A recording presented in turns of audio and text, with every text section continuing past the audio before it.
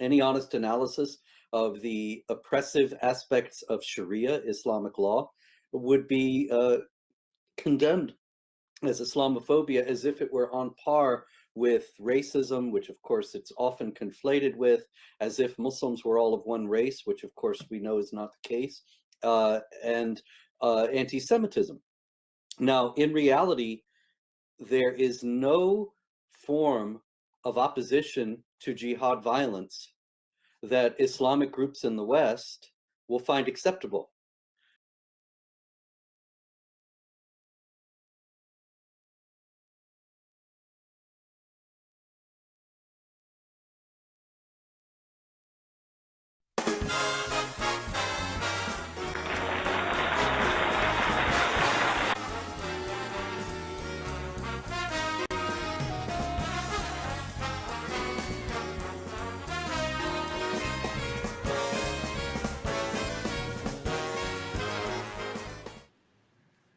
Hi, good evening. It's great to be back with everyone tonight. I'm going to ask you if you could please share this with the various pages and groups that you're part of. We'll reach a lot more people, have a stronger impact, have a strong message we have to get out. We have an important guest with us also tonight, Robert Spenser, and we'll have Robert on very soon. But first, as every week, we go over the weekly Torah Parsha. There's a message. There's a lesson for us, and we'll discuss it a little bit, and then we'll get on to the issues, and there's a lot of issues. There's a lot of threats going on there. We'll talk about it. Also, it's a phone-in as well. People could phone into the show. Not yet, but as we go forward, maybe in around 15 minutes or so, open up the phone lines, 647 what's the number? Let's put it on the screen. 647-510-5535. Okay, so this week's Parsha is Parsha's Shoftim. And it says in the Torah, it says in the Parsha, judges and officers shall you appoint in all your cities, which Hashem your God gives you for your tribes. And they shall judge the people with righteous judgment. It goes on explaining how the courts are going to be set up.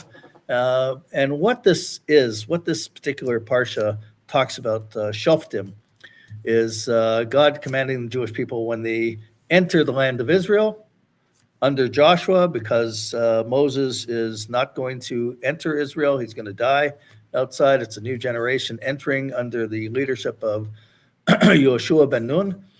And when they enter the land of Israel, they are to set up a court system, policemen, enforcement of the law. Of what law? Torah law, Jewish law.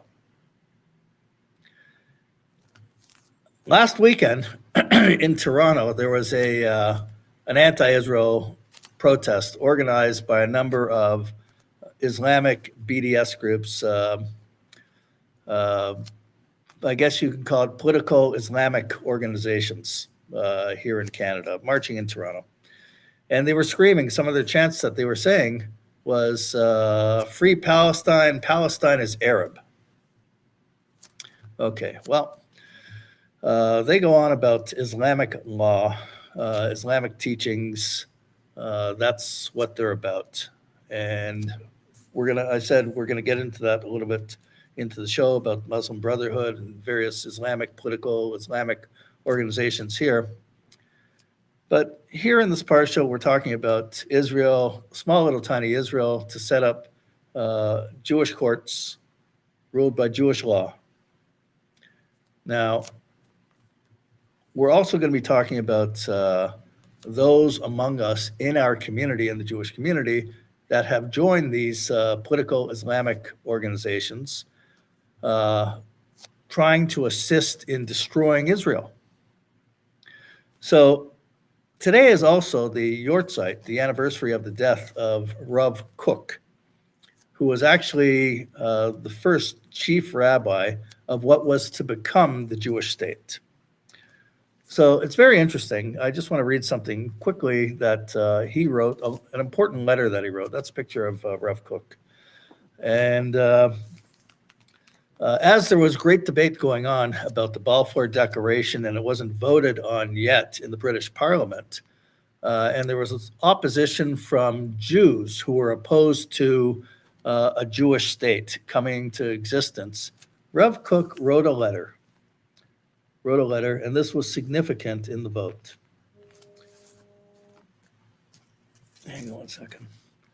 His letter that he wrote to one of the leaders of, it wasn't called BDS at the time, a Jewish BDS group, but he wrote a letter, and in the letter he said, we publicly protest against those who rend the Jewish soul, against all those who want to dissolve the wonderful wholeness of Jews and Judaism. With the sacred power of Jewish wholeness, we protest against the traitors, informers, and purveyors of empty talk of all types. We demand all that is ours, from all of our brothers and from all of the civilized world. We demand all that has been robbed from us. The injustice that cries to heaven must be completed, righted. Our holy, precious, splendid land, our pride, our human rights, and our human dignity, our civil and national rights must be returned to us entirely, without compromises, without us having to flatter and cajole. Everything must be returned in its entirety. We have given so much to humanity. Our great moral teachings form the essence of civilized religions. We have saved civilized man from dark, enslaving paganism and from the abandonment of God. Our divine history and law were and will remain the basis for mankind's moral refinement and development. And the nations paid us back very handsomely for all this, by robbing our land, by expelling us from our country, by burning and destroying our sanctuaries, by massacres, by cruelty, by burning us at the stake, by forcing us to wear yellow badges, by calling help or heeb after us on the streets, by hammering nails into our heads, and by a great many more good deeds like these, including all types of false and inhumane libels and plots, at the same time that they enjoy our glorious accomplishments. Do we not then, in this awesome, wondrous, holy time, at the end of World War I, it was at the time, have the great obligation to inform all of mankind that if the wrong of all wrongs remains on their heads, if they do not purge themselves of the murder and robbery they committed against us, then they are bringing greater wretchedness upon themselves than the misfortune that they inflict on us. The cry to heaven of the robbery of our land will negate all of mankind's aspirations for betterment and peace, and will bring even worse upheavals than the horrors we have recently suffered. The pettiness of those who want to split the completeness of our glorious life into pieces, tearing off a part here and there, hoping to negate our eternal connection to our homeland, is not only treachery of Jews, but also to all mankind. Our hope is great that our holy and just cause will be understood by all foreigners and by our own people, to the great joy and honor of the nations, and to our own exaltation and joy, for the speedy rebuilding of our holy land and nation, and our exalted Holy Spirit, which will become a beacon unto the nations and a salvation for all the earth. And then it goes on. A great debate over the Zionist question was held in the British Parliament, and Rev. Cook's letter was read. Here's a quote. Who is a greater expert on Judaism and the Jewish people? Lord Balfour asked the assembly. The Jewish members of parliament who have assimilated from their faith, or Rabbi Cook? Stirred by Rabbi Cook's impassioned words, the British Parliament voted in favor of the Balfour Declaration. Always speak the truth, never hide. We have a lot to discuss tonight. We have Robert Spenser with us. There was a conference last weekend by the Muslim Association of Canada. They invited a person. They invited all kinds of people. One person in particular has no problem posting pictures of himself with a leader of Hamas. Robert, you wrote about this particular individual. You wrote about the conference on Jihad Watch. What can you tell us about this event that went on and personalities involved? Yeah, Meir, this was the the Muslim Student Leadership Conference organized by the Muslim Association of Canada. And they invited a Muslim cleric named Tariq As-Suwaidan to speak.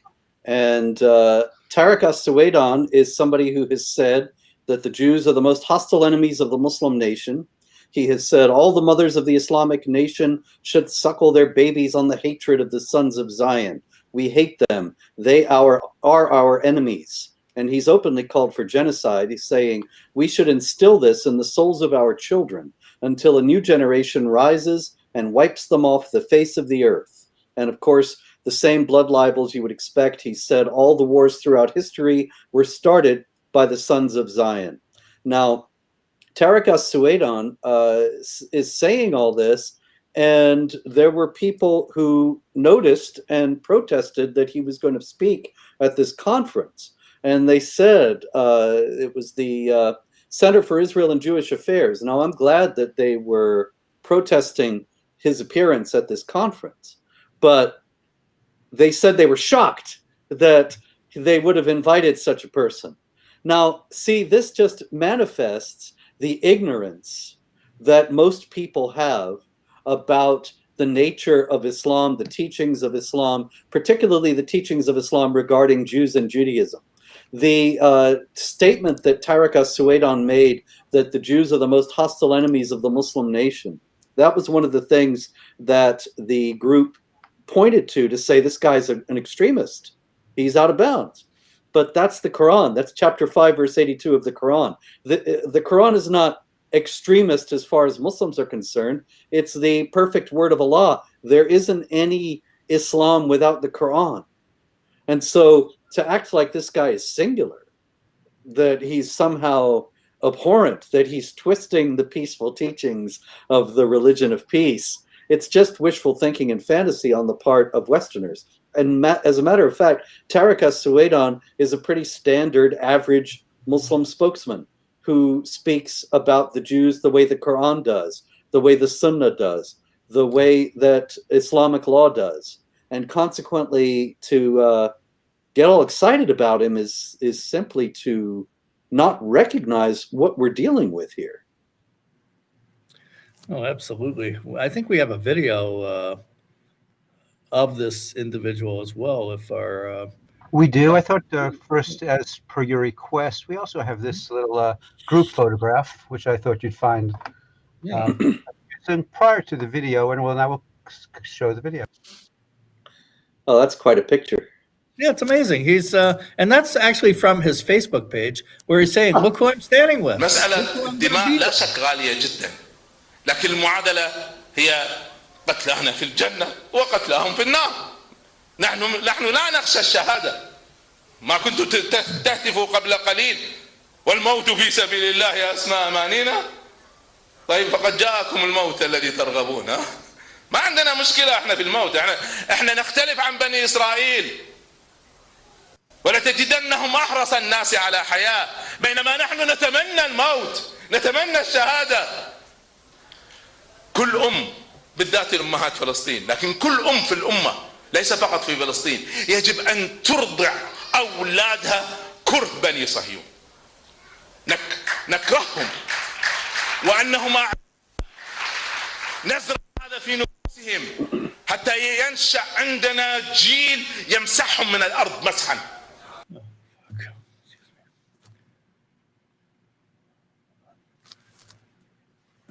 It's just the guy, like I said, Meir, the guy is not extremist. He is just an average Muslim speaker. He's saying we're going to wipe them from the face of the earth. What, he made that up? No. That comes from Muhammad. There's a hadith in which a hadith is a report of Muhammad's words and deeds. And there's a hadith that Muhammad says the end times will not come until Muslims kill Jews. So you're a Muslim, you want to bring on the end times, you should kill Jews and it will hasten the day of judgment. And the end times will not come until Muslims kill Jews and the Jews hide behind trees and the trees cry out, "Oh Muslim, there's a Jew hiding behind me, come and kill him." This is standard Islam. This is a mainstream hadith that is accepted as authentic by all the sects and all the schools of jurisprudence. It's not some extremist offshoot of the peaceful religion. It is the real thing, which is, of course, not peaceful at all. The majority of people who are attending these anti-Israel protests are Islamic leaders and Muslims. And of course, you got some from the extreme left that joined them. Would you agree that the BDS really is political Islam in action? Oh, absolutely, yeah. It's a means to an end. And of course, the congruence with the Nazis also is no accident. They're following the same playbook. The Nazis started out with boycotting Jewish businesses, and that's what BDS is all about. But at the same time, the goal is ultimately to eradicate the state of Israel altogether, which would result in a new genocide of the Jews. And this is something that's in line with the same kind of jihad imperatives that we were just discussing, that it's all about the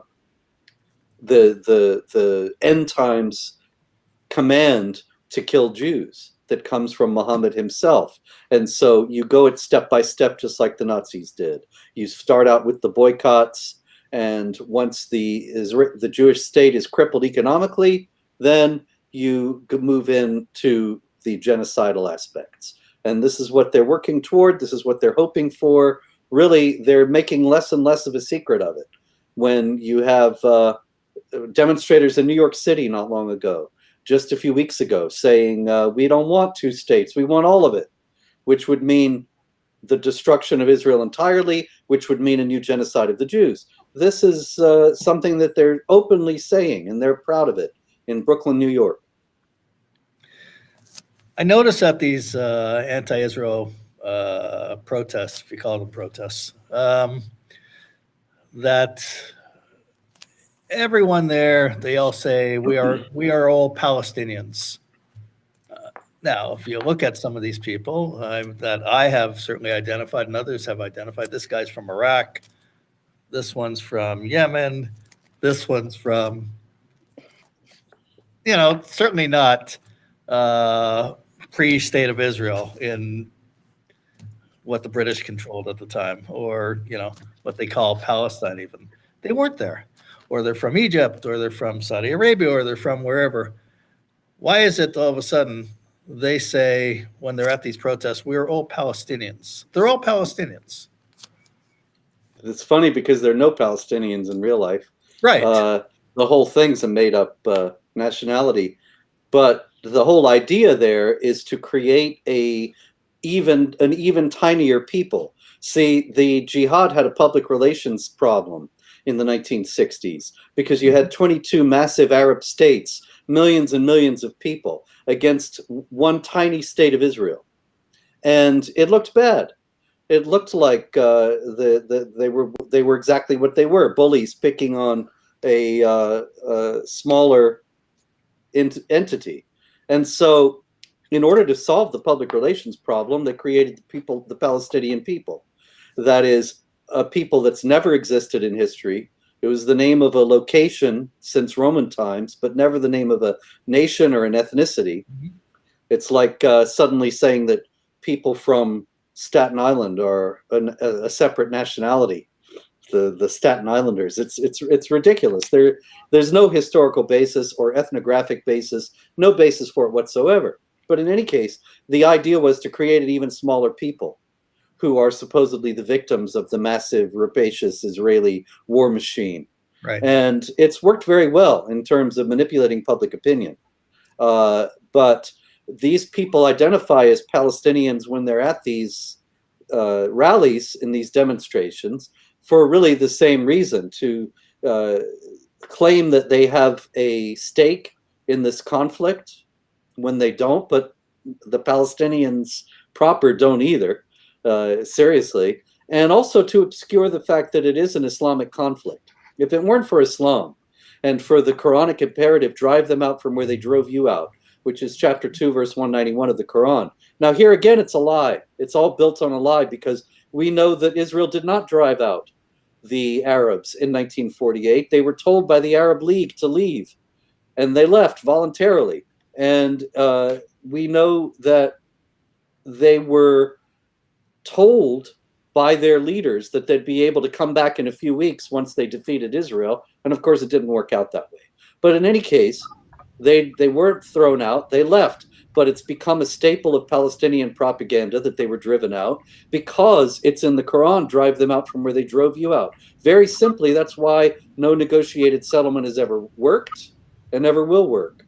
Because this is, as far as they're concerned, a divine imperative. It's an Islamic conflict. But you're not going to get sympathy from the non-Muslim West on that basis, or at least you weren't over the last few decades. Maybe you would now. But instead of framing it that way, they have framed it as a national political issue, and have been able to win over the left, the international left, on that basis. But really, it would have been solved long ago by a negotiated settlement if it hadn't been for Islam. Let me have, I think Golda Meir has a couple of comments she'd like to make about exactly what you were saying. So it's about a minute long, but not 1948. We're talking about the 1960s. There is no such thing as a distinct Palestinian people of all the Palestinians who live in Jordan. Why have the Palestinians in the West Bank become more Palestinians since the 5th of June 67 than they were before? Why didn't they set up a Palestinian country in addition to Jordan? Supposing your premise is right, then what should they have done? They should have set up another independent Palestine and fought from there. They didn't do that. They adopted the fact that they are in Jordan. They've adopted the Jordanian citizens. They are the majority in Jordan. They are in parliament. They are in government. What has happened since? Why have they become more Palestinian conscious since the War of 67? I mean, people, decent people, liberal people, people that are for self-determination, sympathize with Palestinians. Everybody has the right to self-determine except we. We're the only people in the world to whom it is not given the rights to for self-determination. Yeah, I mean, she was 100%. There's and nothing has changed. That's for sure. You know, with that conference this past weekend, so the Muslim Association of Canada was putting it together, and they took offense to the statement from CIJA pointing out who this guy is that is listed as a speaker, and they doubled down. They said, well, he's not coming, but here's a statement from him. We quote him with no problem. We are against Zionism. We are against oppression. We are against occupation, but not against any other. I mean, like, you know, the Muslim Association of Canada putting that out, we are against Zionism. So want to hear who they did have instead of him? Because they didn't think that it was so transparent. So I just started looking through the speakers at the conference. So first we have Jassa Ado, who's a founding member of the International World Union of Muslim Scholars, and he's sponsored by the extremist cleric.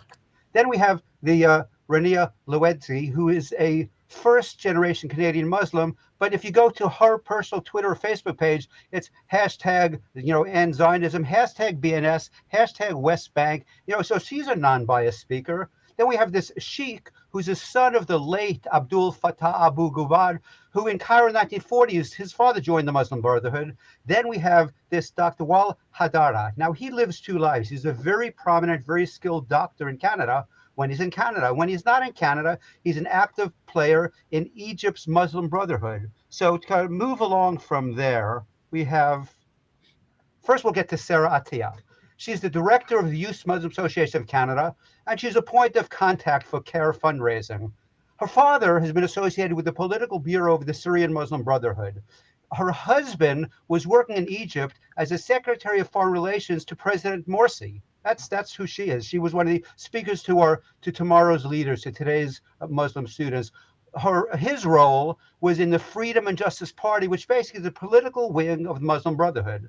In 2011, she was going to move to Egypt. So she went there with her children, ages 1, 2.5, and 5, to protest and to help overthrow President Mubarak.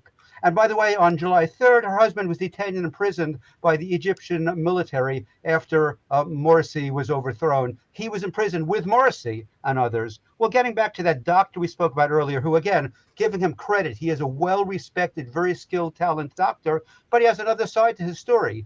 He goes by several AKAs if you kind of research him. And Dr. Wara Hadara, also Al-Marakash, Al-Kakbar, Al-Abuad, all these aliases all over the internet. But he is among the highest profile Muslim Brotherhood adherents in all of Canada. He served as an advisor to President Morsi, and he was thought of to be in his cabinet. He's a founding director of the International Relief Fund for the Afflicted and Needy, which was caught giving $14 million to Hamas. So these are who the speakers are at the student conference of Muslims in Canada. On that note, I need to catch my breath, so I'm going to give it back to you guys. Okay, so that's the pretty much composition of what these BDS groups are, where they get it from. Yeah, so see, you look at all those people, and you look at Tariq As-Suwaidan. Do you really think that any of them disagree with him? Do you really think that any of them think, oh, what a terrible thing that he said? Why? How could he say that about our wonderful Jewish sisters and brothers? Come on. They all think the same thing. And they had no trouble with him. The only problem was they got caught. That's all. Right. Somebody noticed about this guy. That's all. Otherwise, it would have happened and nobody would have batted an eye. So then you have like the former CEO of the Canadian Jewish Congress, Bernie Farber, that says that there should be CIJA and Jewish groups should and synagogues should be involved with these very Islamic organizations that have people who are staunch, well, that say exactly what we're talking about. I think he's incredibly, he's either naive or evil. That is, he's either stupid or evil. I can't imagine how he could possibly think that.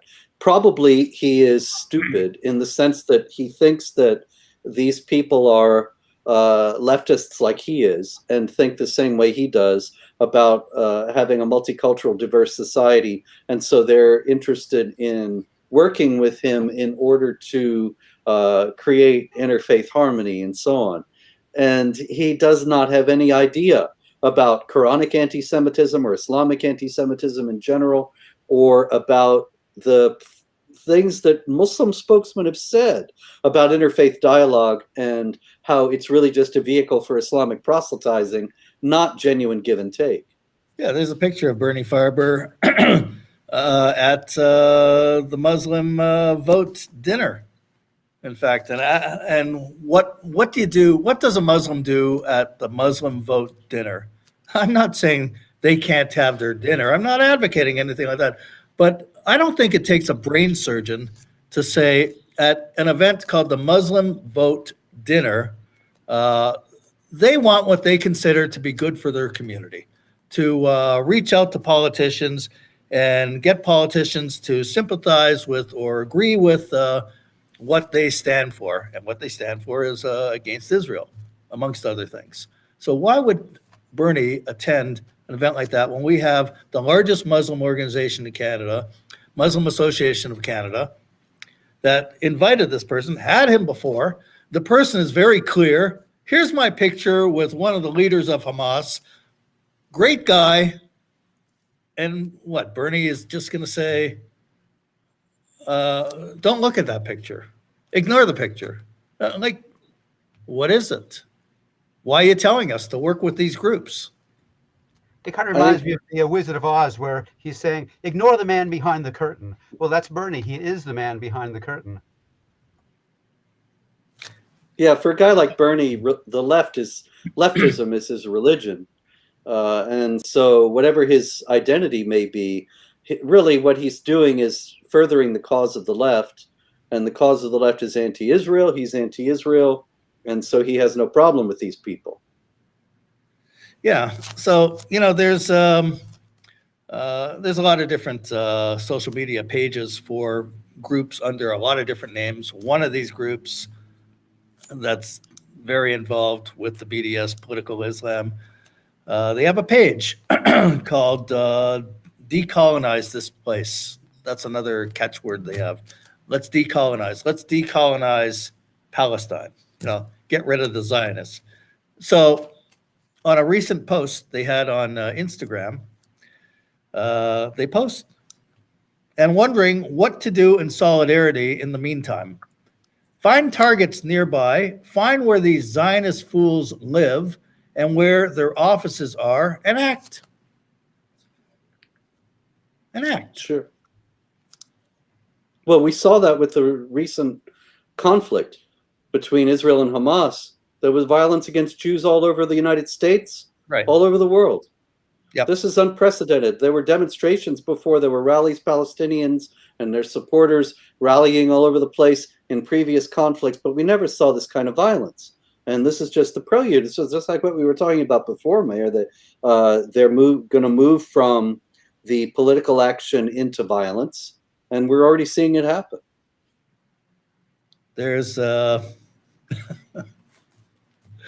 group of so-called progressive Jews. They're with the Independent Jewish Voices. They're with If Not Now. They're with Jewish Voice for Peace.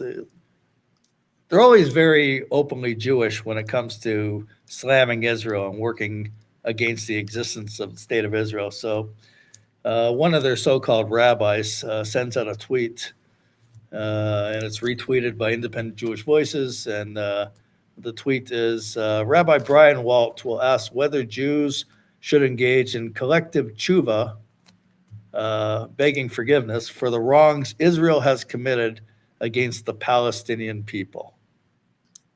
Yeah. August 25th to the September 1st.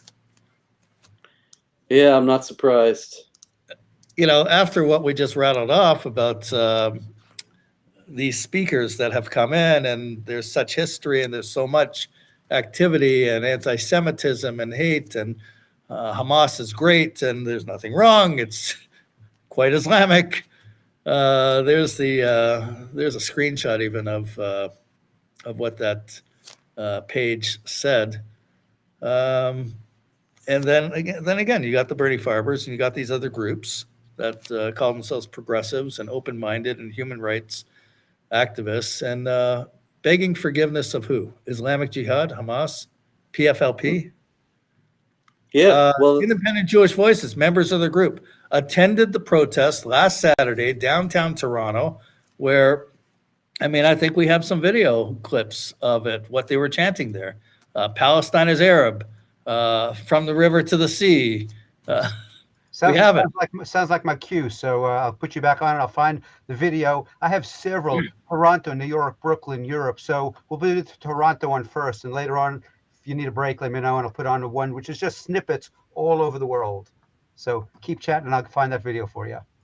That's political Islam in action, and they got their lackeys that are coming with them. But I read earlier the letter from Rabbi Cook that was accepted in the British Parliament when they voted on the Balfour Declaration. And at the time, they had the same kind of, under different names. It wasn't called Independent Jewish Voices or Jewish Voice for Peace, or if not now, they had the same nonsense going on, the same from the community. Palestine will be free. From the river to the sea. From the river to the sea. Palestine will be free. Palestine will be free. Israel, Israel, you can't hide. Israel, Israel, you can't hide. We will charge you with genocide. We will charge you with genocide. Israel, Israel, you can't hide. Israel, Israel, you can't hide. We charge you with genocide. We charge you with genocide. Cops and borders, we don't need them. Cops and borders, we don't need them. Cops and borders, we don't need them. Cops and borders, we don't need them. What we want is total freedom. What we want is total freedom. 1, 2, 3, 4. 1, 2, 3, 4. Occupation no more. Occupation no more. 5, 6, 7.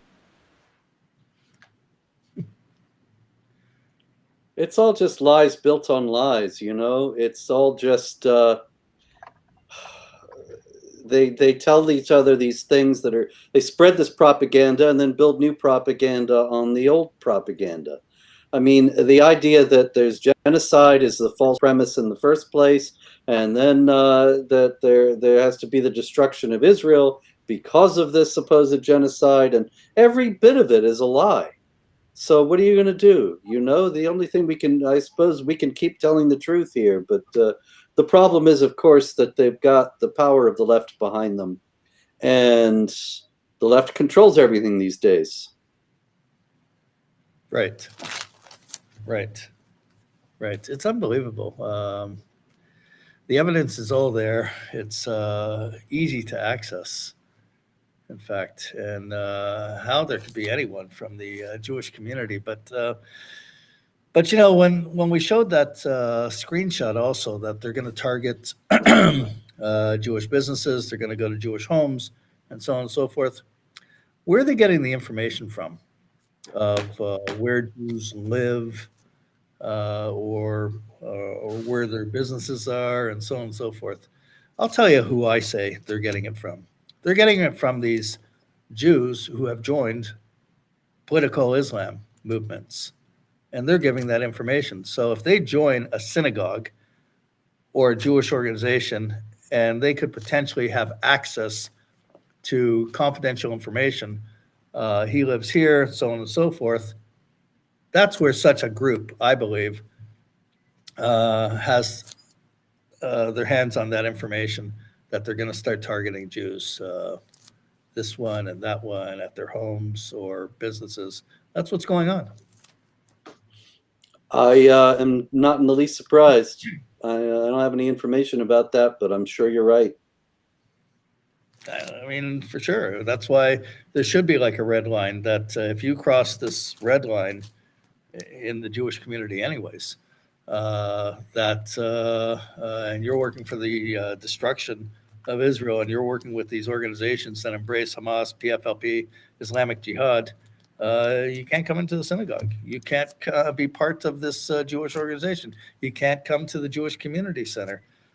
We have to protect ourselves from this. We can't allow these people to have potentially access to confidential information. Absolutely. Can't let the locker room overhear conversations. I work for so-and-so and this and that. Just can't. Absolutely. I think there's another video that, this one's about children. This is very significant how they're raising kids, in fact. You would think that, you would hope it wouldn't be like this, but the evidence is right there.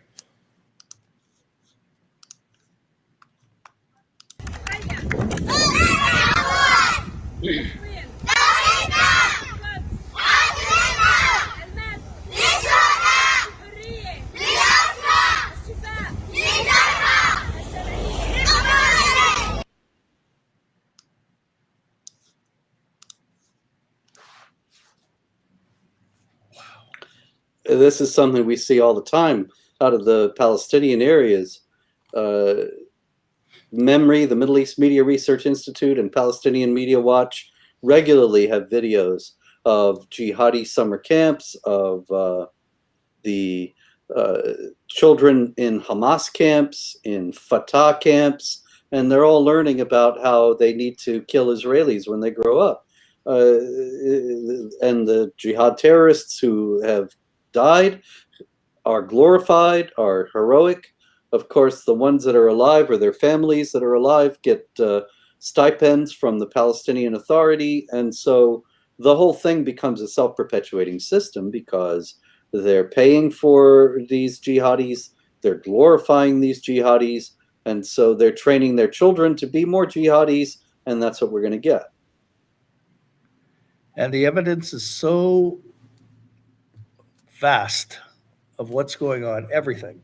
There's the videos, there's the stills, there's the social media that they don't hide anything either. And yet you still have people like Bernie Farber that let's work with these Islamic organizations that provide platforms for people that want Israel annihilated. Yeah, it's a very strange thing. It's it really beats me how these people can convince themselves that they're on the side of righteousness in the middle of all this. But of course, the Palestinian atrocity factory is always at work. And I think that's probably what Bernie Farber or people like him use to justify what they're doing. That we constantly hear about various terrible things that the IDF has done, and the IDF hasn't done them. It's something that was concocted by very skillful Palestinian propagandists. And we see this propaganda spread far and wide. Just recently, both the New York Times and Associated Press published photos of children supposedly killed by Israel in the conflict with Hamas. And of course, it turned out some of the photos were from years ago. Some of the photos were from other places, hundreds of miles away, have nothing to do with Israel. Some of the photos are of actual terrorists who happen to be 17 or something, so they're technically children. These things, they jimmy the propaganda any way that they need to, but it's still nonetheless propaganda. But I would expect a guy like Bernie Farber opens up the New York Times in the morning or reads the Associated Press report, and he thinks Israel is out there killing children gleefully like the Palestinian propagandists insist. And there's no basis for it in reality. But when you're hammered with this stuff 24/7, and when you're a guy like Bernie where it fits your worldview, it's very hard to remain aloof from it. It's very easy to be susceptible. You know, May 15th, there was a huge anti-Israel protest at City Hall downtown Toronto. And I organized a counter protest. And I mean, I have a lot of experience throughout the years of organizing counter protests. And yeah, I've been at a few. What's that? I've been at a few. Right. So, you know, I wasn't confident that I was going to get overwhelming response from the Jewish community this time because the coronavirus adds a completely different element. So a lot of people are avoiding to go to public spaces or gather or anything like that. But I thought, you know, because of the intensity of the hate that's out there right now. We got to organize as best as we can and do what we can, hold our Israeli flags and Canadian flags and oppose the hate. It was a larger crowd than I ever anticipated. It was just literally thousands from the Islamic community that gathered to condemn Israel and call for the utmost destruction of Israel. And there was violence there. So we left early because there was just no point in staying. It was pretty dangerous, actually. We were outnumbered, I would say, at least 101, maybe more than that. So we told the cops, we had it, we're leaving, that's it. And they made some kind of a pathway that we're going to leave. After we left, there was some violence that ensued. But there was a mob that pursued some of the guys that were going to their vehicles. Bernie Farber's organization blamed the violence on the JDL. It's incredible.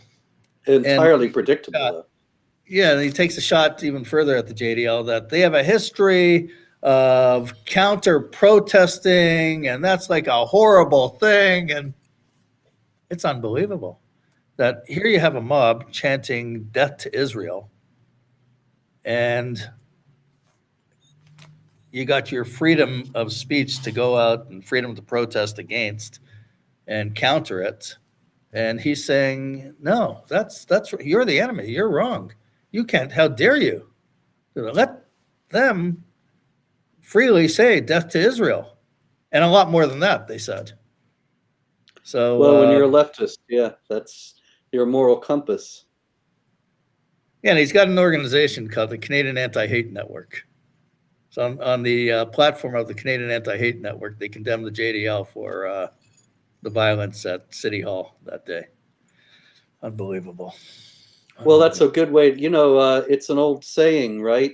A lot of people attribute it to Goebbels, but I don't know who originally said it. Accuse your enemy of that which you're guilty of. And so he's just doing that. When he has a statement up there blaming the JDL for the violence, that deflects attention away from the fact that it was his people who started the violence. Yeah. And now everybody is talking about whether the JDL did this or not, and what the JDL is like, and Kahana or who knows what, and they've forgotten about the fact that the leftist groups actually did commit violence. It's amazing when you bring up Kahana. You know, you look at you could look at videos of Rabbi Kahana's speeches that he made, and he's very clear. We want a Jewish state. No apologies. We want a Jewish state.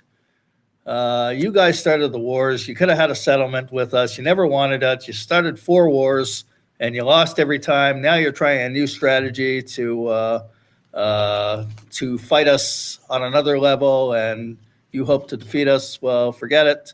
We make no apologies for winning. And they say Kahana is like the most evil, the epitome of evilness. And we show these people who they're with Hamas, and they call for the elimination of Jews and Israel. And this guy wrote the Encyclopedia of Jews that includes Holocaust denial and just every single anti-Semitic line you could think of. And it's okay to provide platforms for these people and say what they say. And Palestine is Arab from the river to the sea, but somehow Kahana is the embodiment of evil. With this tiny little Jewish state in an Islamic world that has something like 57 Islamic countries, it's almost laughable to just say that. 57 Islamic countries, one little tiny Israel. With Israel, even you had prime ministers, Ehud Olmert, that offered, I think, to pull back from 96% of Judea and Samaria, what they call the West Bank, for peace. But there's got to be recognition. There has to be an agreement. There has to be. They wouldn't sign. They would not sign. So what are they? Can't. Yeah. They can't because of what I was saying before, that the Quran says, drive them out from where they drove you out. It doesn't matter that they weren't driven out. They claim they were driven out in order to activate this passage, and this passage prevents them from ever being able to sign an agreement that says we accept the state of Israel here in perpetuity. It'll never happen. Right. And the rhetoric, they also attack the West. Of course. So, like when they're talking about decolonize Palestine, decolonize, they say decolonize the West. Mm-hmm. Canada is not legal. Yep. They're starting to say that at their rallies now. In fact, Sure. the United And States is not legal. Canadians buy into it too. And it's not just Canadians, of course, Americans do as well. But I was doing, I don't remember the details, but it was a few weeks ago. I did an article about something that happened out west in Canada, in British Columbia, Right. and it was at some university. And I went to the university's website, and the university's website says, we acknowledge that this university is built on occupied territory, and that it really belongs to the such and such Native American tribe. And, you know, if you start playing this game, there's really nowhere on earth that isn't occupied territory. Mm-hmm. And it's kind of ridiculous. But of course, it's supposedly the unique malady of the West that we have conquered and occupied, and apparently nobody else ever has. So, and Israel, the West and Israel. So we are the ones that have to be targeted. And of course, it's really all part of the Marxist agenda to destroy the nation state and destroy the two foremost nation states in the world, in the United States and Israel, and create a borderless, international, globalist Marxist state. What gives Saudi Arabia, Egypt, Lebanon, Syria any legitimacy in terms, I mean, with that same argument? Any legitimacy? Ottoman No. Empire at one time, and Yeah, sure. Well, look, my family is from the Ottoman Empire, and I want a right of return, Meir. I want my villa in Chesme on the Aegean Sea. I want to be. I want the Turkish government to bring me back because the Ottomans are illegal occupiers. They came from Central Asia. Why is there Turkmenistan in Central Asia and there's Turkey way over in Asia Minor? Why? Because the Turks went west from Central Asia, from their homeland into my homeland and conquered it. And you know what? Really, I'm being silly. This is a reductio ad absurdum because every place has a history like that. Yeah. You can't find I bet you can't find a square inch on earth that you can't say some group conquered this and it used to belong to some other group. And so you start playing this game, it never ends. right. And you know, okay, we have to give California back to Mexico, but wait, Mexico? What are you talking about? That's a Spanish colonialist enterprise. And so we have to give it back to the Aztecs or the Incas or whoever, and then they probably conquered somebody else. I don't know that history, and they took it from somebody else. We got to find some of them and give California to them. And major history lesson we got to go through. Yeah, we have to go back to the time of the Amorites and Jebusites and Perizzites and Hittites, and doled out everybody's land from that time. But even then, you'll be able to find somebody who conquered even one of them and took their stuff. So did you say also from back to the parasites? Did I hear you correctly? Parasites. Yeah. So where did the parasites come from? You come from the Aegean Sea, From Paris. the Philistines who became the Palestinians. So Yes. it all goes back to the Aegean Sea if you really count closely. Well, that's where the action is. But the Philistines, the root of them is plishtim. That's the Hebrew word for it, and that was people who came from the Greek area that sailed over to what is called Gaza now, and they set up Philistia there. That's what they were, and the translation. Plishtim is invaders. They came to invade, and you got the stories of David and Goliath and all that. I love it. That's what it was. So they call themselves Palestinians after them, after the invaders. So the So you're famous saying one we have is Samson's Delilah and David's Goliath. So those are the ancestors of the modern day Fakistinians. So Yes. that explains the history to those who are just tuning in. Well, that's a beautiful thing. But are you saying then that they came from they were Greeks? They So came maybe from I'm that a region. maybe They I'm a came from that Palestinian. region. Yeah. I Well, need a they're I, the I the need Philistines. And $1 when villa the in Gaza. Romans defeated Israel Well, the to Philistines are from the Aegean Sea, though, humiliate the correct? Jews, I mean, they said that their the rival at the time that the Jews had for many years, and at the time of the Roman Empire, the Pelishtim, they weren't anymore. They, I don't know, maybe they assimilated somewhere, but they weren't anymore. But nonetheless, the Roman Empire, when they destroyed the temple and sent a lot of Jews from Israel or Judea into exile, and there were still Jews that remained in Israel too, but the majority no. They changed the name of Judea to Palestina Oh, after Pelishtim. well, that's all in my book, The Palestinian Delusion, the You whole got it. history of it. And they changed the name of Jerusalem to Aelia Capitolina at the same time. Aelia Capitolina didn't catch on, but Palestine did. And like I said before, it was just the name of a region. It's like Staten Island. And Yeah. there's no Staten Island nationality that's distinct from that of other New Yorkers. Right. People might argue that New Yorkers are a distinct nationality from Americans, but that's another argument. The idea that this region, Palestine, was ever a nation, a people, an ethnicity, totally fictional. Well, what they really want, the bottom line is an Islamic caliphate there. That's right. That's what they want. That is what they want. There is no doubt about that. And the Palestinian wing will unite with the rest of them. I mean, look, remember that Hamas is the Muslim Brotherhood in Gaza. That's what it calls itself. Right. It's in its charter. The Muslim Brotherhood is dedicated to restoring the caliphate and imposing Sharia over the world. So you're going to have the Muslim Brother. It's interesting to note in this connection that the Palestinian state is not really what they want at all. It's just a means to an end. They hope to destroy Israel by demanding Palestinian rights and a Palestinian state. Once they get the Palestinian state, though, it's just going to join together with the other Muslim Brotherhood entities, theoretically, if they succeed in gaining power again in Egypt and gaining power elsewhere, it'll just join together into a caliphate and just be one region of it. So it's just they're going to be part of an empire again, like they were under the Ottomans. It does not mean there's going to be some Palestinian nation forever after at all.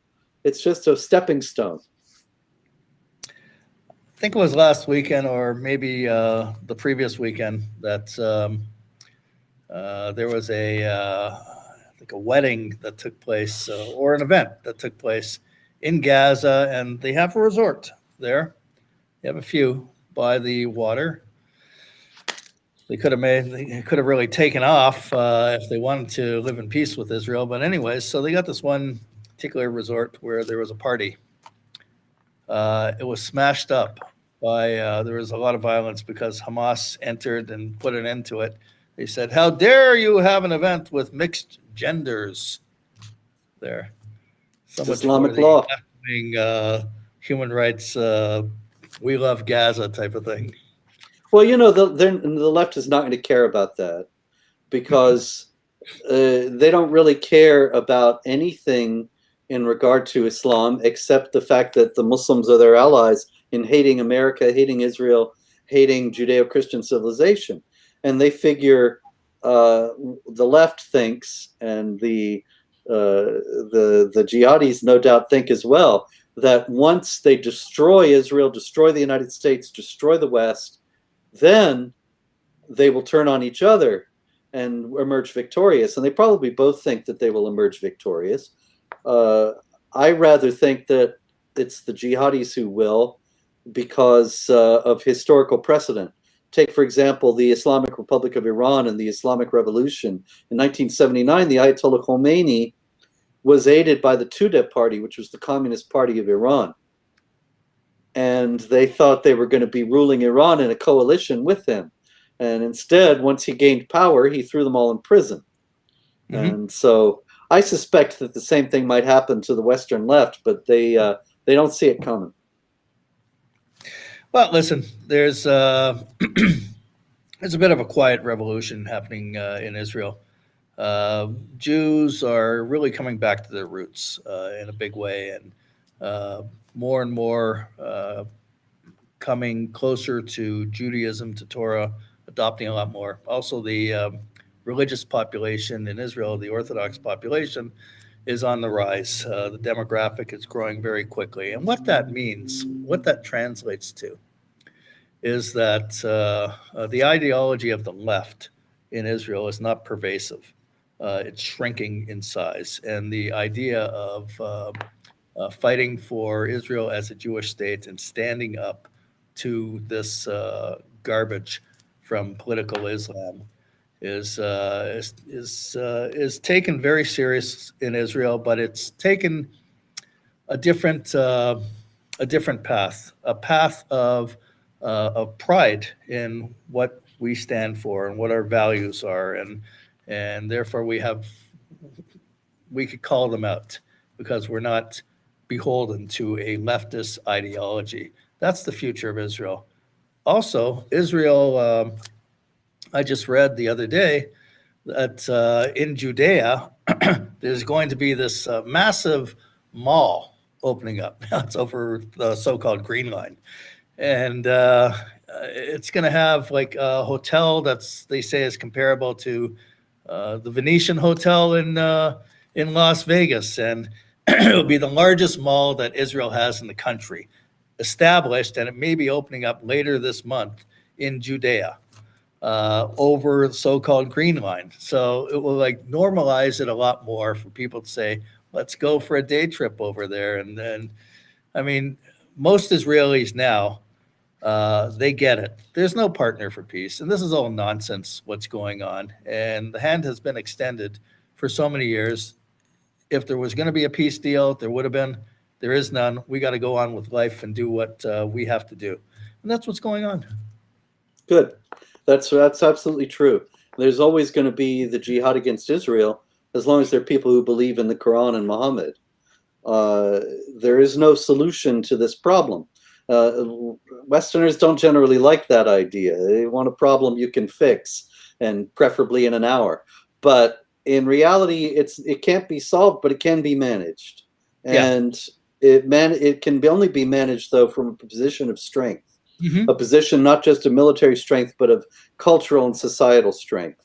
The idea that we can make concessions, that Israel can give them various pieces of land and then there will be peace. I hope that's been abundantly disproven now, such that nobody is going to make further concessions. I hope anyway, but on the other hand, I still see Israeli politicians thinking if we just give them this or give them that, then there'll be peace. You'd think by now they'd know, especially from the example of Gaza. Yep, exactly. So the example of Gaza, and just a couple of months ago, you had thousands of rockets fired from Hamas into Israel. So therefore, Israel tried. They gave up every square millimeter in Gaza, and this is what it brought. And your average Israeli knows that how dangerous it would be to give up, to have a similar scenario situation as what happened with Gaza in the West Bank. There's no question. And I'm old enough to remember. I don't know if you are, but I am.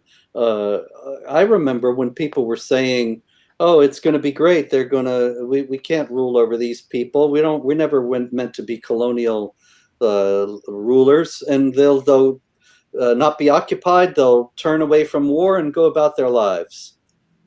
And this is what we were promised with the withdrawal in Gaza. And look what happened. I and a few others were saying it's going to be a jihad base for more attacks against Israel. And we were abundantly proven correct, unfortunately. And it would be foolish to grant any more territorial concessions, much less to create a Palestinian state. They'll just all become jihad bases. And now they're talking about one of the organizations here in Canada, CJPME. They call themselves a peaceful organization. We want peace. So their alternative is an alternative to the two-state. They say the two-state's not going to work. We need a one-state. And therefore, Israel should integrate the Arabs from Gaza and from the West Bank, Ramallah, and all that into Israel and have some kind of a binational whatever. So, the people in Gaza, they really love the Jews in Israel, right? And the people in the West Bank, in Ramallah, with their camps and everything, where they're talking about murdering Jews and giving money to the so-called martyrs, they really love us, that we're going to be able to have this one-state dream vision that this BDS organization is saying. It would be just wonderful and spectacular. Yeah, right. No, your average Israeli, the majority of Israelis, Israeli Jews, don't buy into that at all. And they know that we're going, and therefore this mall that's going to be opening over the Green Line, so-called Green Line, is a testament to the greater majority of Israelis saying, we're getting on with life. You want to keep with your hate, keep with your hate. We'll erect as big a wall as we need to separate, or we'll have anyway some kind of a psychological barrier with you guys, because we know what you're all about. And it's because of you that we don't have an agreement. And that's it. And by the way, there are Arab citizens in Israel that they have all the rights that everybody has. So this whole claim of, and they're in the Knesset, and they're judges, and they're policemen and everything else. They get on with life. A lot of them, not all of them, but a lot of them. And that's the fact of life. There's no apartheid. There's no racism. It's nonsense. No doubt about it. But yeah, you're right. It's all based on lies. And the whole apartheid thing is especially ridiculous in light of the fact that there were 900,000 Jews who were expelled from various Muslim and Arab countries after 1948, or in 1948 and thereafter.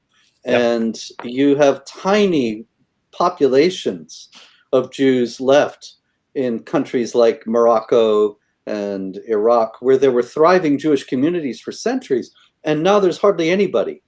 I think there's one guy in Afghanistan who's still holding on, although now that I remember him, he's moving to Israel now. So that's it for Jews in Afghanistan. Now, Jews in Afghanistan probably was never a very large community, but in Iraq, in Morocco, absolutely. And the apartheid is all on the basis of, all in the Islamic countries, not in Israel, right, where you have like you noted, the Knesset. You have Arabs enjoying absolute full equality of rights. So it's just a base calumny that this is claimed. And the only people who can claim it are either, here again, they're very stupid or they are liars. The IRA definition of anti-Semitism, so these BDS groups and Jews with the BDS assisting them, they're dead set against the IRA definition of anti-Semitism, and these Islamic organizations are against it as well. And the reason is because the definition of anti-Semitism says that if you hold Israel to double standards, that's anti-Semitism. If you compare Israel to Nazi Germany, that's anti-Semitism, and the list goes on in that vein. But the double standard is very clear, and the comparing to Nazi Germany is Holocaust denial, and they're involved in it, and that's what they do, these political Islamic organizations. And the double standard, it's rampant, and they love these double standards. So one, they want to compare Israel to the Nazis and get away with it, and two, they want to use double standards, which they will not apply to anyone else. So, well, they know they can get away with it. Yeah, they know they can get away with it because the establishment media never calls them to account. Right. So they have no no responsibility to tell the truth at all. Nobody's ever going to call them out. We found the Ben and Jerry's story. So we found the Ben and Jerry's Foundation that on their tax returns, they actually donated to a political Islamic organization called Badil that spreads all the vicious anti-Semitism, support for terrorism. Now, the European Union a few years ago was going to give them, they made it in the news, they were going to give them a grant of a substantial grant to this organization, but they wanted Badil to sign a document that none of the funding that they'll get or none of this grant money will go towards financing terrorist organizations. And they refused to sign. So Ben and Jerry's gives this organization money. Well, yeah. Ben and Jerry's is like Bernie Farber. They're another group of people where leftism is their religion.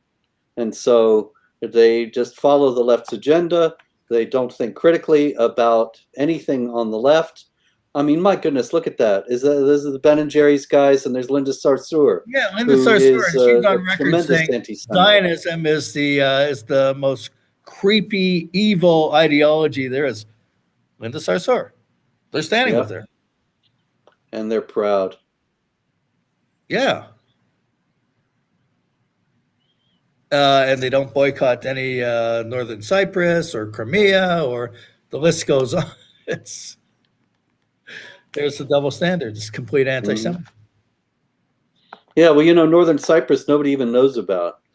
That Turkey came in and seized the northern part of the island and expelled all the Greek Cypriots, and has established what they call the Turkish Republic of Northern Cyprus there, that nobody in the world recognizes as an independent state except Turkey. Right. It's just, it's a real occupation, a completely illegitimate occupation. If Ben and Jerry's had any moral compass at all, they wouldn't sell in Northern Cyprus, or in Turkey for that matter. But of course, as you have noted, the left has a complete double standard, and they don't they don't feel as if they have to even take any notice of it, because they're never called to account for it. Yeah, well, the high holidays are coming pretty soon, in a few weeks for the Jewish communities all over the world. And there's been so much anti-Semitism, so many attacks on Jews. And we have that statement from that BDS front group. We want their addresses. We're going to go after their homes, where they live and where they work, and so on and so forth. I believe they're going to start coming to some synagogues, harassing Jews, going. And it's up to the Jewish community to get some muscle and protect ourselves, because you can't rely on the politicians aren't necessarily going to assist you. They're not jailing these people. No, the corruption is over the top nowadays. It's just breathtaking, really. And so you're right. People have to take care of themselves. We can't count on the authorities anymore. I grew up thinking that people who went into politics wanted to serve the people. It's if anybody ever did, they certainly don't now. It's just about lining their pockets. And so we're on our own. I would say so. So, I mean, that's what we have to do. There's no question about it. That's what we have to do. And we have to recruit people who are capable to give a little bit of time to give protection. Absolutely. It's amazing that we even have to talk about it, but that's what's going on. They are attacking now, and they make it very clear. They feel like they have the immoral high ground, and that's what we have to do. And there's just no question about it. And they think it's fun and games to beat Jews, or what? There's another topic that's going unaddressed. There are churches being burned to the ground. Not one church, many churches in Canada. And I don't hear any indignation from organizations regarding that. It's just going on. And if you allow that to go on, I mean, absolutely. They're going to start burning synagogues down. And that's Oh, who yeah. we should start reaching out to, these churches and church groups, and that we have to be united against this, because this pervasive evil that's out there to do that, to destroy Western civilization, burning churches, and no one is arrested. Yeah, nobody seems to care. It's as if Trudeau practically is in favor of it. And it's astonishing because, there was a Muslim family that was killed in a hit and run, and that's a heinous crime. And immediately it becomes a national policy that there's going to be a national Islamophobia program in Canada to teach Canadians not to be Islamophobic. And Jagmeet Singh says that you can't walk outside with a hijab on in Canada, you'll be killed. And I think, oh, come on. That's who's he kidding? Right. I've been in Canada many times, and I've seen plenty of people wearing hijab, and nobody ever bothered them. This one thing happened. It's a terrible thing. There's no minimizing it, but it's one incident. And to extrapolate from that Canada has some intrinsic Islamophobic program shows how they has some intrinsic Islamophobic character, rather. It shows how these things are used opportunistically in order to further a pre-planned agenda. And the agenda is about... In that case in London, Ontario, we don't even know all the facts. That's right. Apparently he had, there were some people who knew him who are of the Muslim faith that said, he's a friend of mine. He's never, I don't know him to be a hater or anything like that. And another guy says that he was this guy, the driver, was complaining about his new vehicle, that the steering was all messed up. So maybe nothing happened at all. Is he a hater, or is he a fall guy? Was he on drugs also? I don't know. Yeah, could be. Why did he, after he killed the family, the innocent family, why did he pull aside into a parking lot and ask an Uber driver, can you call the police? I just killed some people. Well, we're probably never going to know the facts of the case because it's politically useful for them to hold it, to frame it the way they have. Meanwhile, the churches are burning all over the place, as you've noted. Has Trudeau even said anything about that? I don't think There's so. no anti-Christianity. There's no anti-Christianophobia commission. There's no anti-Christian hate programs being instituted by the government of Canada. And yet the proportions are much greater, as a matter of fact. So you got to wonder, obviously there is a much larger agenda being pursued here. Absolutely. Well, that's one thing that we'll be doing, is reaching out to Christian organizations, as we have before anyways. But now, the threats is just, it's just unbelievable. Churches being burned down to the ground, and people are supposed to hide and not say anything. It's ludicrous. And when they come for the church, they'll have, they want to burn down anything that goes against their agenda. Then, right. The leftist narrative is that the Christians are white supremacist, racist oppressors, so they have it coming. They deserve it. And that's how it all starts. That's how it started in Nazi Germany as well. You stigmatize the Jews as being responsible for the loss of World War I, responsible for the economic woes of Germany, and then they have it coming. They deserve what's coming. It's the same thing. And it won't end with the Christians in Canada either. And by the way, the Nazis, their party was called National Socialist German Workers' Party. Yes. Socialists. So now you have international socialists, workers, with the BDS and all. Same thing. Same thing. Yeah. The National Socialist people often say, oh, see, you guys are Nazis, you're far right. And, far right is just a word for people I hate, but it doesn't really mean anything. But the Nazis, you're right, they were National Socialists, and the Communists were International Socialists. When they fought each other, it was just a turf war. But they both had an idea that the whole society would be devoted toward the goals of the state, with a slightly different way that it was organized. The Nazis didn't nationalize all the businesses; they just made sure the businesses did exactly what they wanted. Meanwhile, the Soviets nationalized all the businesses and controlled everything directly. But really, it ended up the same way. Everybody in the society was a slave of the state. And that's what socialism is all about. And Right. well, as we're heading, both of our countries are heading toward it again, our point will once again be proven. Absolutely. Robert, I want to thank you for being on our show tonight. Thank We you. covered a lot, and I just hope that our viewers take this seriously and share the information with as many people as is possible. We do get the word out through social media. Thank God we can do that. We have the ability. But again, I want to thank you for being with us. Any last words, Robert, before we sign off? Well, you said we have social media. I just wanted to note I might not be there much longer myself because Microsoft, Google, Facebook, and Twitter have grouped together to start a thing called the Global Internet Forum on Counterterrorism. And they have listed me as a violent extremist, even though I've never been violent in my life, never espoused any violence, called for any violence, or approved any violence. But it's just the agenda once again being worked out that all the people who oppose them are going to be stigmatized, demonized, criminalized, and so on. So if I disappear from everything pretty soon, you'll know why. Well, I have your email, and we'll figure out a way to get you on. Okay. If I'm still on.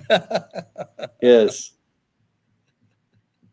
Thank you very much. I think we have a song that we're going to close with if we.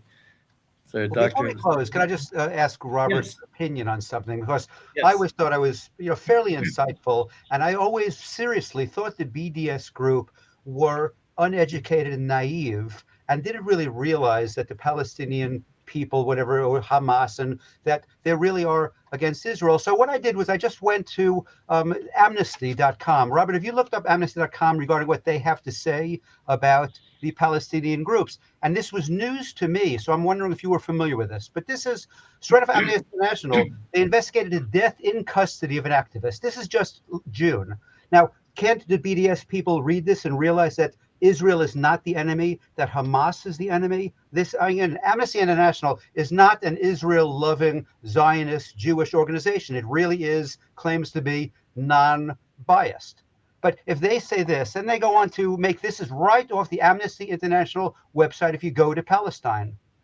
Palestine security courses escalate brutal campaign of repression. And this isn't 10 years ago. This is a month ago. A month ago, over the past 2 weeks, Amnesty International said that the Palestinian authorities have launched a deliberate campaign of repression, clamping down protesters. I mean, it goes on. I don't have enough time, nor do you want me to have enough time to go over all the details I found. But the security force in West Bank and Gaza, both, we're not just talking about Hamas, we're talking about Palestinian Authority.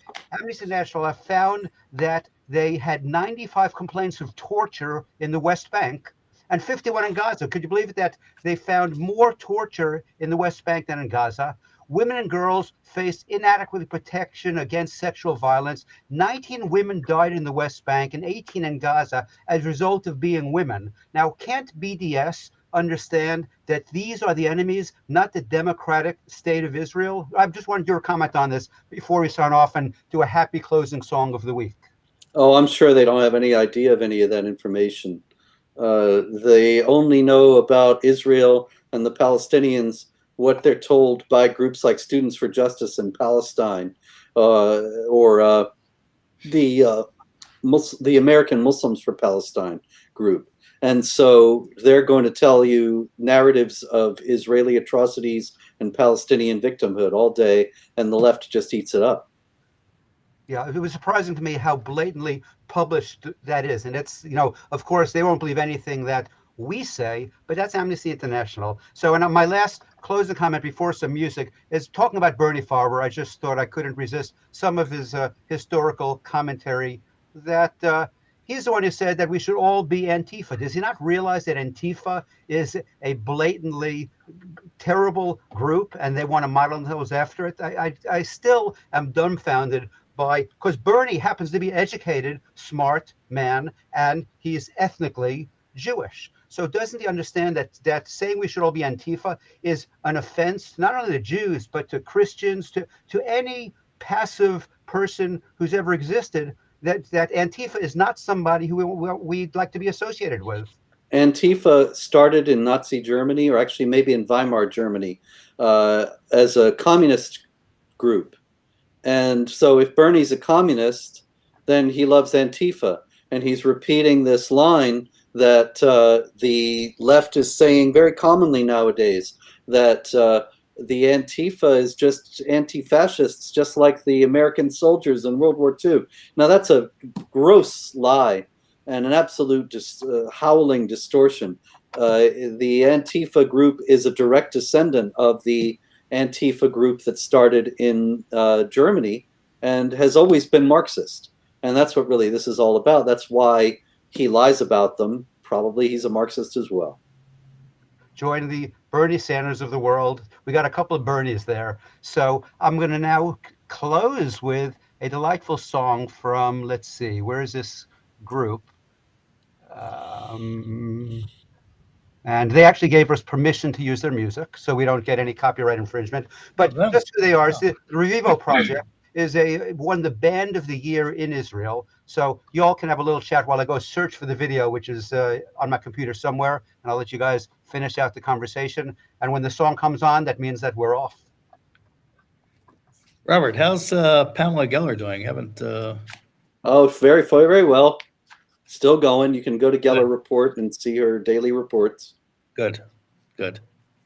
Yeah, I don't see her on Facebook, but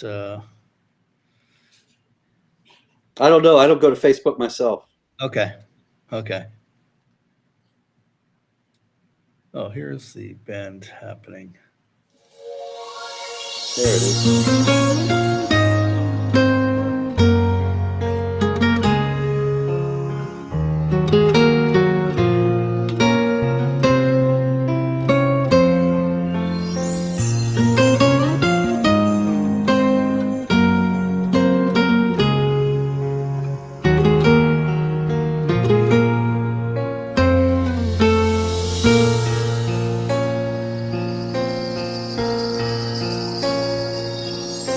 מודה אני לפניך על הכל אלוקיי, ברך אותי בברכתך וסלח על כל חטאי. ואם טעיתי בדרך, אנא חזק את ידיי, אלך תמיד בשבילך, רק שמור על אוהביי. מודה אני לפניך, מלך חי וקיים, שהחזרת בי נשמתי.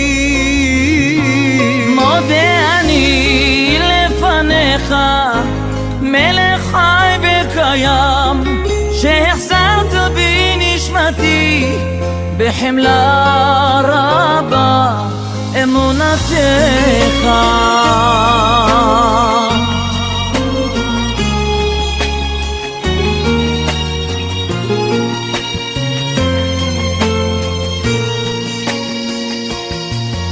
מודה אני לפניך, מלך אדיר ונורא, שמור עליי בדרכיך, והגן עליי מכל צרה. ואם טעיתי בדרך, אנא חזק את ידיי, אלך תמיד בשבילך, רק שמור על אוהביי. מודה אני לפניך, מלך חי וקיים, שהחזרת בי נשמתי. מודה אני לפניך, מלך חי וקיים, שהחזרת בי נשמתי, בחמלה רבה אמונתך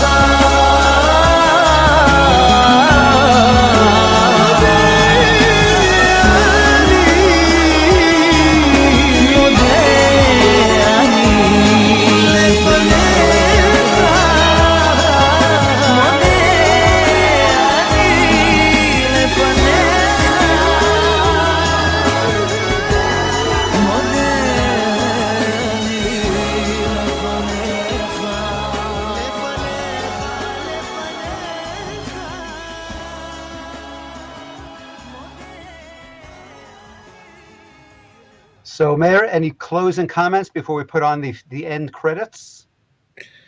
Well, listen, I mean, there's so much going on that let me just see. I don't really read the messages that people are posting on this because I'm involved with the show. But let's see. Somebody just somebody suggested have Ben Shapiro. Yeah, that would be all right. No, listen. There's a lot going on every single week. We cover so much. There's only so much that.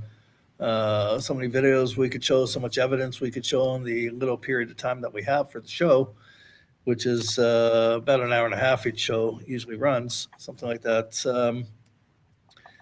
But I'm glad we're able to give this information out to people, and hopefully that we can get some action going to counter this. At least we're educating people about who these organizations are, who some of the individuals are, how we move forward. And that's what we got to do. Like the Parsha is, Shoftim, set up courts in Israel. The land of Israel belongs to the Jewish people. Set up a Jewish state. You do that by having Jewish law from the Torah run Israel. Now, we have tried every single ism in the entire world, every version of democracy, every version of you name it, we have done it. They're coming for the Jews. They have Congress, women and men in the United States right now that want Israel destroyed. Can you believe it? You got politicians today like that. You have politicians turning a blind eye to physical violence against Jews. That's what's going on in these democratic, wonderful countries. You got little Israel, where we're building a Jewish state. Jewish people have to take their fate into their own hands and do what they have to do. And Israel is a modern day success story. It's getting better all the time. It's a wonderful country. And like I said, they're building this mall. Think for a moment, Gary. Think for a moment. It's a beautiful mall that they're going to open up in Judea, right? I'm thinking. Wait. It's Okay. like, yeah, just picture this. Picture this. So you showed the picture already of the mall. Outstanding achievement. It's the largest mall in all of Israel happening right now in Judea. With all the advancements that Israel has and all the genius that exists in Israel, and one day the temple, imagine how beautiful it's going to look in Jerusalem. If they could establish malls over the Green Line in Judea, normalizing it in the consciousness of the vast majority of Jews now that this is ours, period. It's only a matter of time. And there's more and more Jews who are visiting the Temple Mount now, increasing on a daily basis. It's becoming part of the personality of Jews in Israel. One day, we will see that. Next year, Jerusalem, as we say every year. Isn't it? Right, it is. My last comment is those people who are listening and listen every week, go to israelnow.ca, and that's a website, or go to our Facebook page and join us if you're interested in learning more about what we have to offer, what Meir has to offer, what our guests have to offer. Go to israelnow.ca and join us. And on that note, and make a donation also. We could use it. Exactly. You could do it right on that page, israelnow.ca. Just hit donate. And on that note, we'll see you all next week. Thanks for joining us. Thank you very much. Shalom